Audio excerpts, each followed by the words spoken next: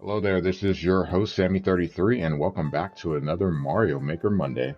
In this episode we're going to take a look at some levels that I thought were interesting. Of course, I like to make those tight jump windows, so we're going to look at some levels that require some really precision jumping. Also, we're going to end on a kaizo lite.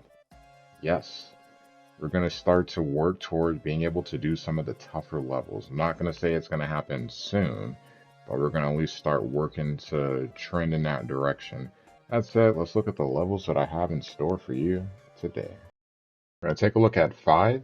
First, Daniel Wee with Fortress Platforming.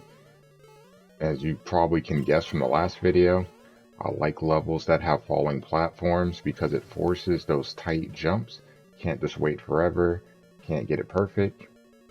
You see, you've got springs, you've got falling stuff, you got things on tracks you have to pay attention to, and you've got the piranha plants. So they definitely don't make this easy. Got to make sure you jump high enough, and in some cases not too high. But I like that the first part builds towards the second. Second part definitely a little more difficult, but still doable as you can see. Just got to be really careful that you're not jumping too high, and things will be good to go. And then for the final part, hey, we've got some skulls. Got to be careful with that. Got to make sure you hit that P switch and keep things moving along. See right there, some tight windows on those jumps. All in all, not a super long level, but definitely can give you some challenge. Prince, up next with Stormy Airship 2. Wall jumps, let's go. You've got the saws, a little bit of a deterrent, but you've got the coins and the arrows kind of guiding you along.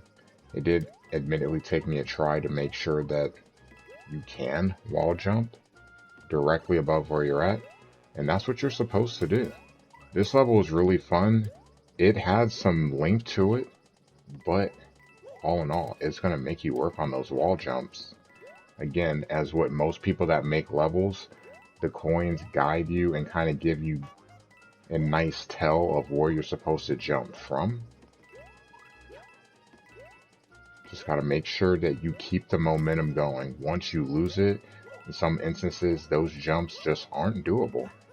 It means you got to be very confident and keep things moving along. Don't know if you can actually go in that pipe, but I did follow the coins up, and you can see it just continues. More wall jumping, more saws, getting a lot of coins.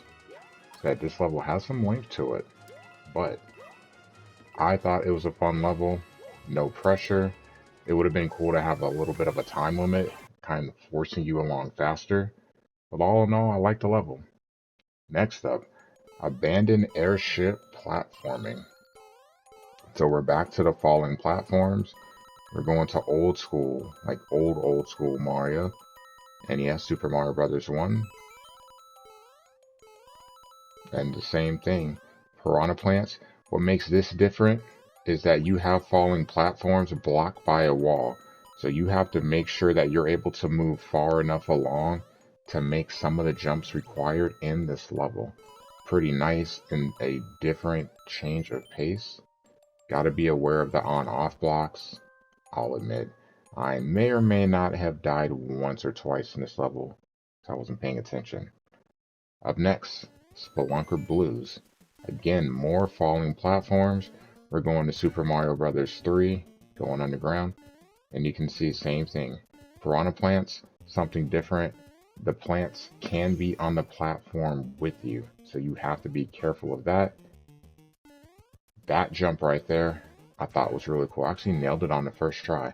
No one will believe me because, the edits in the video, but I assure you, got it right on try number 1. Now for the last level, Benny. Slippery Cave, Light Kaizo. So nothing super crazy, but again, the coins helping you out. One thing about this, gotta bounce off of enemies, maintain momentum. Gotta make sure you hold down the jump button to go high enough. It's a 3-part level. So there goes part 1. Part 2, got to make sure you jump high enough to land on top of the blooper. If you do not land on top, that's an instant death. You can see making sure that you go along. Definitely have to duck on that platform. Things are good.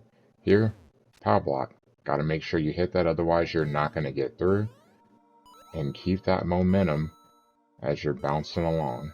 This one got me the first time.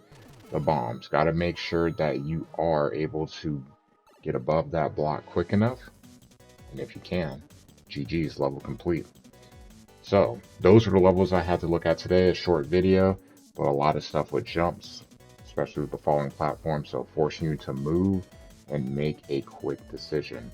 In the next video, we're going to look at our friend from across the pond. Yo, he's got some levels. It's not a super world, but he has currently been working on levels this month. I'm sure he'll continue, but that's where we're going to go with the next video. Look at some of his creations.